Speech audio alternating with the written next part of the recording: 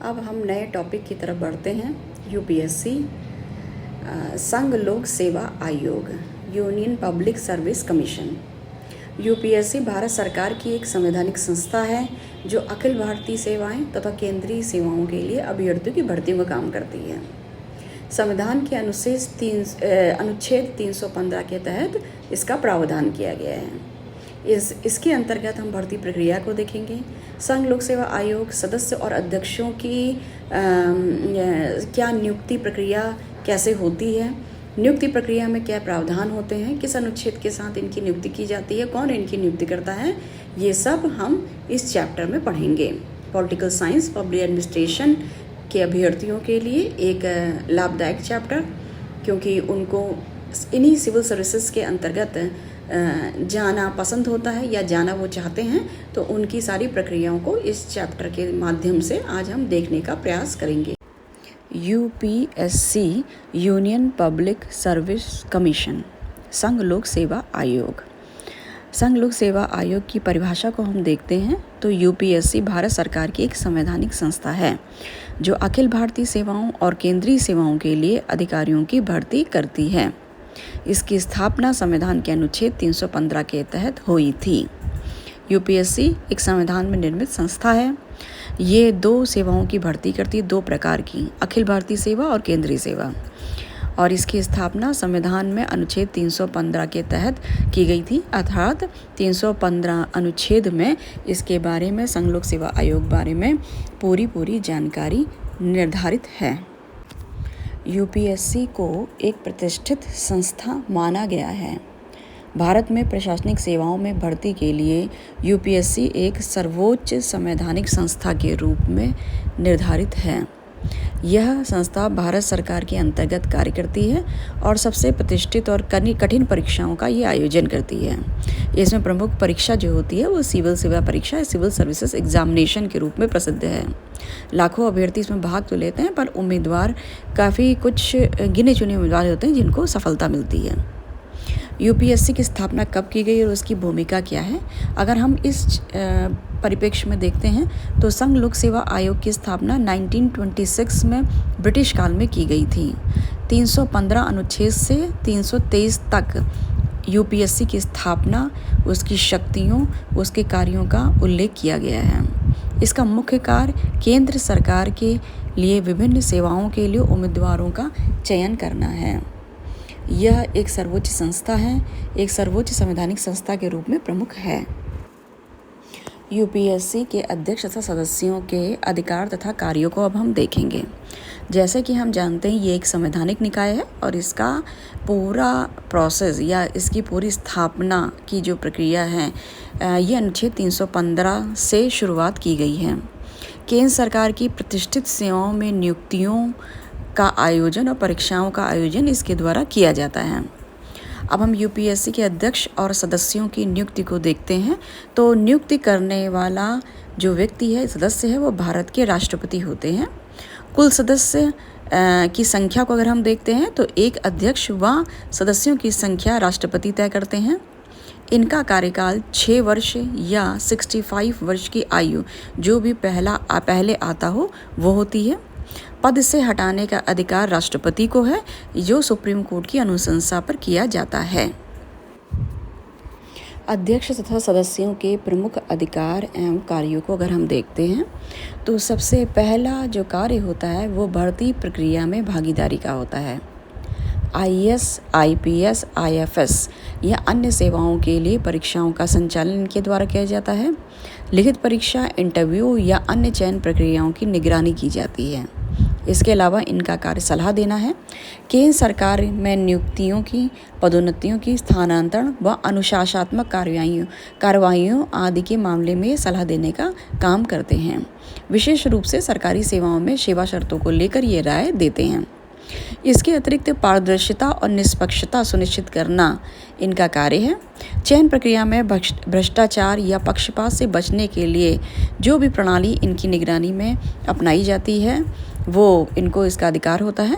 आयोग की कार्य प्रणाली को पारदर्शी और निष्पक्ष बनाए रखना इनका अधिकार एवं कार्य निर्धारित किया गया है। इसके अतिरिक्त अब हम वर्षवार प्रतिवेदन को देखते हैं, मतलब एनुअल रिपोर्ट को। आयोग अपने कार्यों की वार्षिक रिपोर्ट राष्ट्रपति को सौंपता है, क्योंकि वो राष्ट्रपति के प्रति उत्तरदायी होता है। जवाबदेही इनके प्रति है, राष्ट्रपति के प्रति है। राष्ट्रपति यह रिपोर्ट बाद में संसद को प्रस्तुत करते हैं। अतः हम पूरी तौर से ये देखते हैं कि यूपीएससी के अध्यक्ष और सदस्य न केवल परीक्षा संचालन के जिम्मेदार होते हैं, बल्कि भारत में प्रशासनिक गुणवत्ता को बनाए रखना इनका महत्वपूर्ण कार्य होता है। इनके सभी अधिकार और कार्य संविधान द्वारा परिभाषित हैं। इनकी निष्पक्षता ही इस संस्था की सबसे बड़ी ताकत है। ये निष्पक्ष है आयोग, और ये भारत सरकार की एक संवैधानिक संस्था के रूप में काम करता है, और ये एक सम्मानित संस्था है जो नियुक्ति प्रक्रिया को करती है। अब हम परीक्षा प्रक्रिया को देखते हैं। यूपीएससी सिविल सेवा परीक्षा 3 चरणों में होती है। पहली प्रारंभिक परीक्षा, जिसे प्रीलिम्स के नाम से जाना जाता है। दूसरी मुख्य परीक्षा, जिसे मेंस के नाम से जाना जाता है। और तीसरी साक्षात्कार, जिसे इंटरव्यू के नाम से जाना जाता है। इस परीक्षा में अभ्यर्थियों की बौद्धिक क्षमता, विश्लेषणात्मक सोच, नेतृत्व क्षमता तथा प्रशासनिक कौशल का मूल्यांकन किया जाता है। यूपीएससी की भूमिका और इसकी इम्पोर्टेंस को हम देखते हैं, रोल और इम्पोर्टेंस को। तो यूपीएससी केवल परीक्षा लेने वाली संस्था नहीं है, बल्कि इसका कार्य योग्य, ईमानदार, नीतिवान प्रशासनिक अधिकारियों का चयन करना है, क्योंकि यही अधिकारी देश के नीति निर्माण, कानून व्यवस्था, विकास योजनाओं और जन सेवा में अहम भूमिका निभाते हैं। यूपीएससी भारत की लोकतांत्रिक व्यवस्था को मजबूत करने में काफ़ी अहम योगदान देता है। अब हम इनके मुख्य कार्यों को देखते हैं।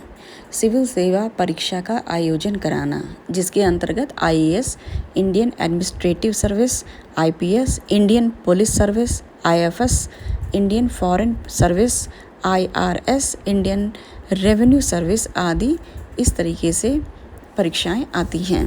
इसके अलावा अन्य परीक्षाओं का आयोजन भी कराता है, जैसे NDA, national defence academy, CDS, combined defence services, ESE, engineering services examination, IES, Indian economic service, CMS, combined medical services आदि। संक्षेप में हम यूपीएससी संगठन के कार्यों को देखते हैं। तो संघ लोक सेवा आयोग एक संवैधानिक निकाय है। सिविल सेवाओं और सरकारी पदों में भर्तियों परीक्षाओं का आयोजन करता है। अनुच्छेद 315 से 323 के तहत इनके प्रावधानों को हम देखते हैं। इनके मुख्य कार्यों में परीक्षा आयोजित करना, योग्य उम्मीदवारों का चयन करना, जिससे निष्पक्ष और पारदर्शी प्रक्रिया को अपनाया जा सके। इसके अतिरिक्त केंद्र सरकार को सलाह देना, भर्ती, पदोन्नति, स्थानांतरण, सेवा शर्तें, अनुशासनात्मक मामलों में आयोग की राय का सरकार पर नैतिक प्रभाव भी पड़ता है। इसके अतिरिक्त वार्षिक रिपोर्ट तैयार करना। आयोग अपने कार्यों की रिपोर्ट राष्ट्रपति को भेजता है और राष्ट्रपति अंत में इसको संसद में प्रस्तुत करते हैं। अगर हम निष्कर्ष के रूप में देखते हैं तो यह एक प्रतिष्ठित और निष्पक्ष संस्था है। प्रशासनिक ढांचे में योग्य और सक्षम अधिकारियों की नियुक्ति को यह सुनिश्चित करता है, जिससे देश में प्रशासनिक गुणवत्ता और लोकतंत्र की मजबूती में यह आयोग काफ़ी अहम भूमिका निभाता है। यूपीएससी द्वारा आयोजित प्रमुख परीक्षाओं को हम देखते हैं तो IAS, IPS, IFS, ESE, CDS, NDA, CAPF, केंद्रीय सशस्त्र पुलिस बल परीक्षा, आर्थिक सेवा परीक्षा, आईईएस आदि हैं। सिविल सेवा परीक्षा इसका आयोजन कराना इनका मुख्य काम है। उच्च पदों पर ये चयन का कार्य करते हैं। 3 चरण के रूप में प्रीलिम्स, मेंस और इंटरव्यू के तहत इनका प्रक्रिया चलती है। बौद्धिक क्षमता में की जांच करते हैं। नैतिक मूल्यों, नेतृत्व कौशल, समाज के प्रति दृष्टिकोण का मूल्यांकन करते हैं। इनकी चुनौतियों और तैयारियों के बारे में अगर हम देखते हैं तो यूपीएससी परीक्षा अत्यंत कठिन मानी जाती है। इसकी तैयारी में धैर्य, लगन, अनुशासन और गहन अध्ययन की आवश्यकता होती है, क्योंकि इनमें विषयों का ज्ञान, समसामयिक घटनाओं की समझ, उत्तर लेखन कौशल, आत्मविश्वास ही परीक्षा में सफलता की कुंजी होती है।